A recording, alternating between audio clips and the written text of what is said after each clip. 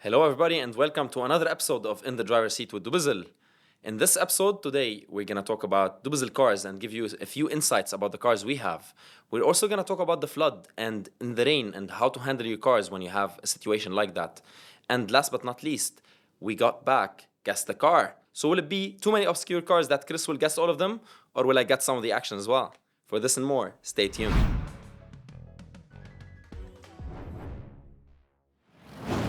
I'm so glad that we finally decided to bring back Guess the Car. It's what I love. Yeah. But of course, we have to talk about more than what the cars that I love.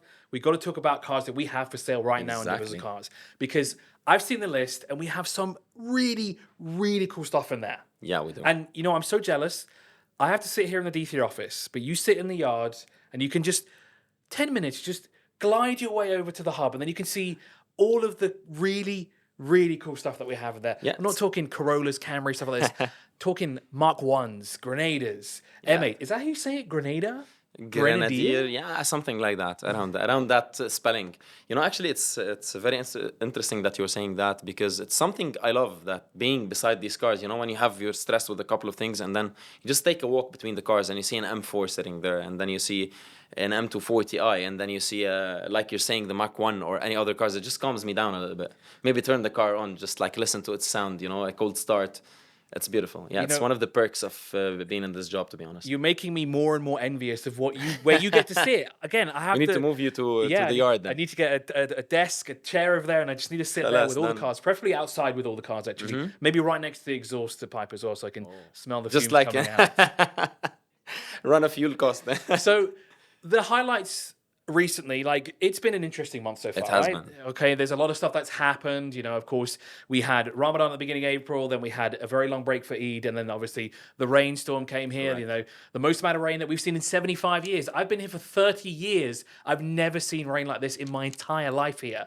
I've seen wadis and stuff like that, stuff being washed away, but this level was... It's very interesting, exactly. And you know what? To think about the amount of rain, like I heard at some places that it is the amount of rain that comes in London in 5 months.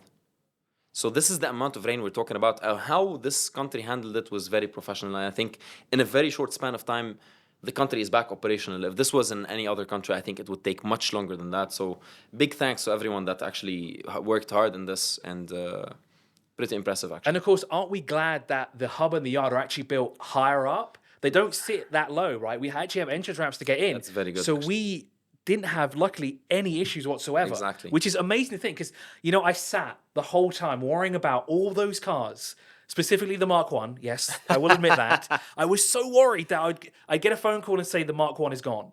Not sold, but it's gone in a different way. Like, it's so nerve-wracking. And I'm not even as entwined on that side that you are, you know? Yeah, no, actually, I was on the group where the security there was sending us daily videos of it, what's happening. But yeah, thanks God, like you were saying, we're high up and there was no water accumulation whatsoever. So all our cars were fine. Unfortunately, some people were not so fortunate as we were. But we move on. That's what happens. And we start again. So let's... And going on what Fouad said as well, there's been some really fantastic initiatives for those who have been affected by the flood, including deferred payments for loans and stuff like that. Right. There's also, like you said, the effort to get this all reduced and have it cause as little issues and backlogging as possible. Impact, exactly. The impact, yes, actually, that's a great way to sum it up. The impact, the way the government here and all of the entities have handled it has been absolutely phenomenal. But of course, what do you do in a situation like this? What can you do if you find yourself in a position like this? Well, first of all, if you don't need to go anywhere, do not drive. Do not risk your car and do not risk your own life. Because yes, it might be important, but at the same time, your life is also very valuable. Yeah, and this is very, very good point, Chris, because I know some people that, you know, just wanted to go out of the house and to a restaurant and, okay, it's fine because I have a high car. Doesn't mean that if you have a high car, like I've seen FJ Cruisers, Wranglers, TRX for that matter. This is one of the highest cars ever in a truck, and it got stuck underwater. And you also have to assess the situation, because people were just seeing the water level rising and still going on. And what happens in these situations is when the water gets in your exhaust and it pulls out of the engine or the turbo, it can break your engine completely. And this is one situation. The other situation is if you found yourself in a pond and your car is on, do not turn it off. Because if the exhaust is on, it keeps pushing the water out for a decent amount of water. We're not talking about the water is on the top of your hood. Your car is bye-bye. But if actually it is a decent amount of water and your car is on, do not turn it off, because when you turn it off, the water will come through the exhaust. And the other pro tip as well is to make sure it doesn't get to the point where the water can be sucked in via your air boxes. You see on a lot of off-road vehicles, snorkels are up high in the air. There's a reason for that, because when you go dune bashing, you don't want sand to be sucked into the air boxes. So that's why the snorkel is way up there. As soon as anything enters those boxes, or anything that actually sucks anything in, all cars suck in air. You've got to remember we have radiators for those reasons. When water starts to get sucked in, that's when you start to have issues, right? 100%. If you can go through, not like a supersonic speed, but there was a great video of someone driving around in patrol, I think it was. They timed what they were doing to absolute perfection. You know, They were skilled. They had experience in doing this. It wasn't the first time, obviously. they understood the physics of water down to a T. That was an incredible Exactly. video as well. There are some other pro tips to help you in situations like this. Of course, you can check out our blog on Dubizzle Cars. We have loads of articles on situations like this that can help you. So with getting insurance sorted out and everything like this, check out the blog right now. Exactly. And if you are stuck in your car and you don't have any sharp object, because we saw some video of the TRX and they broke the sunroof to get in from outside, and they were actually pretty stuck in, and thanks for the people that helped. But if you are in the car, the easiest thing you can do, try to find sharp things in your car, like the seatbelt buckle, like the headrest. You remove the headrest and try to break the rear windows, because the rear windows are much easier than the front windows. They don't have as much thickness, especially your front window. So these are some tips as well that you can And check. all you need to do, for example, if you have that seatbelt in hand, you basically need to use a bit of force on the corner, because that's where the glass will be the weakest. Correct. Don't smash it in the middle, smash it and the corner, because that will also cause, if I'm not mistaken, it will actually cause the window to shatter properly. shatter If you do it properly. in the middle, Exactly. you're going to have glass all over the place, and then you're going to have 100%. another issue. But of course, let's talk about cars that we have for sale right now at Dubizzle Cars, because not only do we have our own retail stock of, about 400 plus cars, give or Around take? 400, yeah. And the cars that we have for sale, sometimes it blows my mind, Fouad. does. I like just simply looking through it. Okay, there's no Volvos. One day I'll There get is over... Volvos. Really? There are Volvos. Okay, I need to double check. Yeah. One day I'll get over this obsession with Volvo and eventually buy another car. The Mark 1 certainly has my interest. It's just, where am I going to park it? And do I really have the budget to afford a V8 on a weekly basis? He was interested in a Toyota, actually.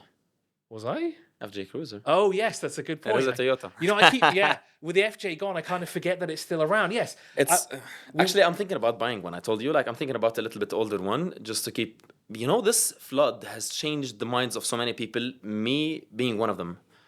I think that in the UAE, you might need a higher car, like a car that performs well. I'm not saying in such a flood, because I would not go out in such a flood, but if it rains a little bit, my 86 has limited capacity, even though it has done me great, and I would love that car. But but I think the FJ or something like that would be a very interesting car, because it takes you through places that you want to go. So I found a really cool one for sale, by the way, at Dubizzle. It's our retail stock as well, so it's very easily accessible for you. You can go back to the office and check it out. The thing that really piqued my interest is, I think it's black on black, but it looks like it has red LEDs and the wheel arches. I would never have thought we'd buy a car like that, to be honest. Seeing that looks so cool. It's a nice touch. It's a subtle touch, right? It's a subtle touch, It's not exactly. boom in your face. It's like a subtle red glow that just hangs just above the wheel arches, and I think it looks really, really cool. True. I think, the FJ Cruiser and the Wrangler, these are cars that people get to tune to their taste, they lift it up, they do crazy things, they put huge wheels on it. We have a couple of Wranglers as well with lifted suspension and stuff like that, with amazing wheels. And it's very interesting. And the thing is, there's one car in particular that I cannot stop talking about, and I'm so amazed. I'm so thankful that we actually have one for sale with us, and it's that Ineos. Oh. The Grenada, Yeah. whatever you want to call it. Yeah. It's such a cool car. And I'm starting to see more and more of them on the road as well, from time to time. True. BMW engine, by the way. And transmission. See? So BMW engine and that's transmission. what It's you should buy not then. built cheap, this car. It's actually, I thought it was when it started, I thought it's like one of these Chinese cars, but it's not. It's a very solid car. And I've seen actually videos of it going through real water. I'm talking high water, over 50 centimeters of water, and still going solid. And that's why the car is built tough, actually. No, it's built in Britain. Yes. That's only a small sample of what we have for sale. Of course, you can check out all of our listings on dubizzle. Just click on the Inspected by dubizzle and you'll find all of the cars that are pre-inspected by us for sale right now. And you can see over 1,500 cars right now for sale. Now, before we end this episode, Fouad, it has returned. The cup has returned. It Okay, has the cup returned. definitely needs a wash. It's been sat for a while, but that's fine. Inside this is 6 cars that we have no clue what's in here. Obscure cars. Most of the time, they're very obscure. We've had some interesting ones pop up, some mainstream, but mainly some really odd cars. And I know, interesting The enough, king of odd cars, Chris Milburn. we discontinued this. Yeah. Fouad was the one that wanted to come back. So I'm going to let you. I like to lose. I'm going to let you choose the first one.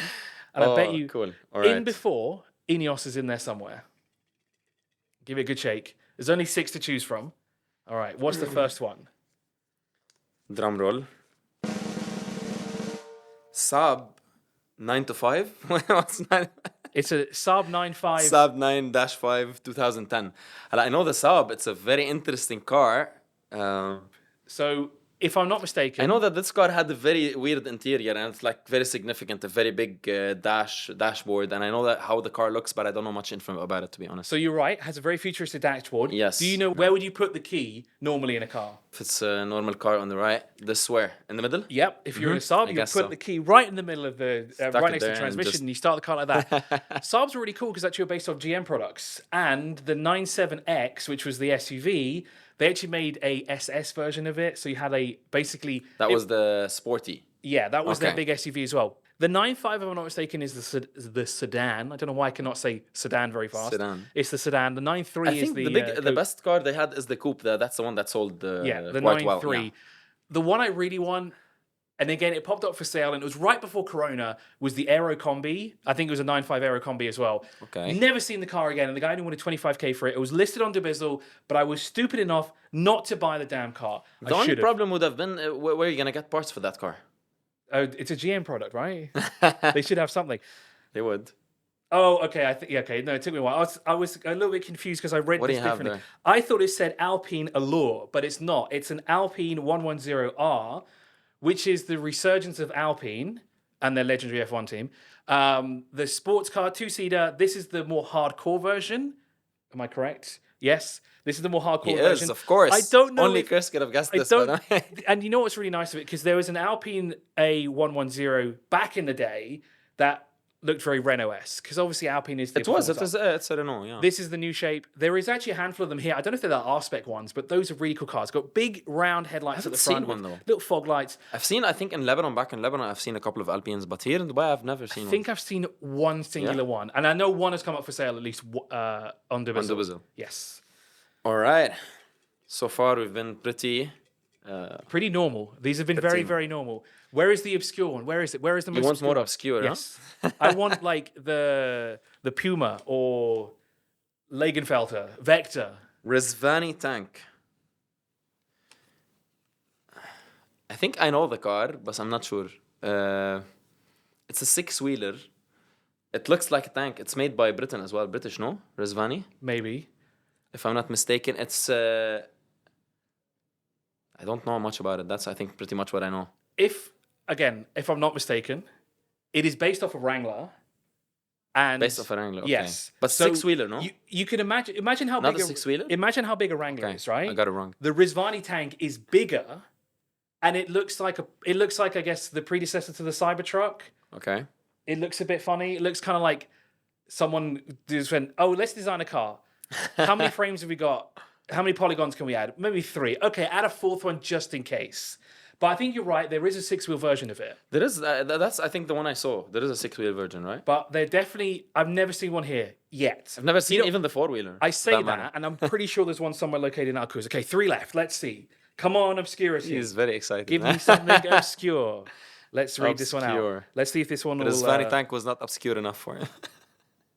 Ioniq 5 by Hyundai. Okay. So this is one of their electric cars. That's not very obscure. That looks like a jelly bean, like most of electric cars.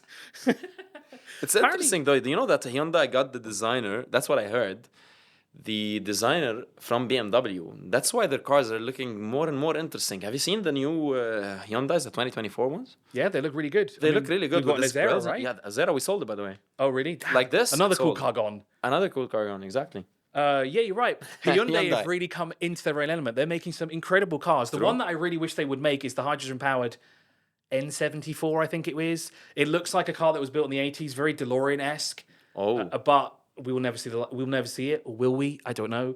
Could be the hydrogen, could be the future of It cars. could be. I'm hoping. If Toyota has anything to say about it, yes, it is. They already did one car, the Toyota, the Mirai. Mirai, exactly. And there are But two I think here. they're not looking to do electric cars, Toyota. I don't know. They have one which has like, I don't know, an assortment of characters, as you would. In 1956, We got a model Buick. this time. Centurion. Okay, I'm lost with the I know it's a Centurion. Buick. Wait. Is it the one that had like the roof like this, like rounded roof, like an oval? All the car is oval. That's the Lincoln Futura. Correct. The one from Batman. What is this? Do you know the car? No, I actually don't know what a Oh, Centurion this is. is obscure Wow, enough yeah. even for Chris, Well, huh? The 50s is the 50s for me is an interesting decade. When you look at the Centurion, you see that there are no mirrors, no rear view inside mirror, no outside mirrors, and that's because for the first time, General Motors engineers felt that a television camera and that little screen on the dash would tell you everything you needed to know about what was behind you. Buick Centurion 1956. This time, a 2009 Cavini 6 C6W. Come again. What How was did that? So, if I'm not mistaken, I like how I always say this. It's always if I'm not mistaken. I'm not This is mistaken. like my tagline now. All of a sudden, this is based off a Lamborghini. Okay. Yeah, I think it's a Gallardo or a Gallardo, however you say it. Yeah, And it was okay. built by obviously an Italian coach builder. They probably built about maybe 10. Yeah, probably 10 to 15 of them. It's 100% Italian with that name. Cavini, yeah. Does it have 6 wheels? Is that why it's called 6W? Oh, you got it. Yes, you got it. This is the one. It does have 6 wheels. It has 6 wheels. Is this the one that had 2 front axles? I don't know. Obviously, there's 10. It has to be the one that has 2 front axles. Who buys a car like that way? I know Tyrrell did it back in the 70s, I think it was, or 80s, or was even early 90s. In Formula One, they tried it. They had the 6-wheel Formula Yes. 1 car. Yeah, that's actually true. And then it took a while for us to get 6 wheels cars again. And they had 6 wheels on the front axle as well. True. Why you'd want to do it in this day and age, I don't know. But that's the end of Guess the Car. I probably got that last one wrong. We couldn't figure out what Centurion on. So 2 for 2. That's pretty decent, right? Oh, We got the first time, huh? We're equal, huh? 75% With the king right. of obscure cars. You really stumped me this time, especially that Centurion.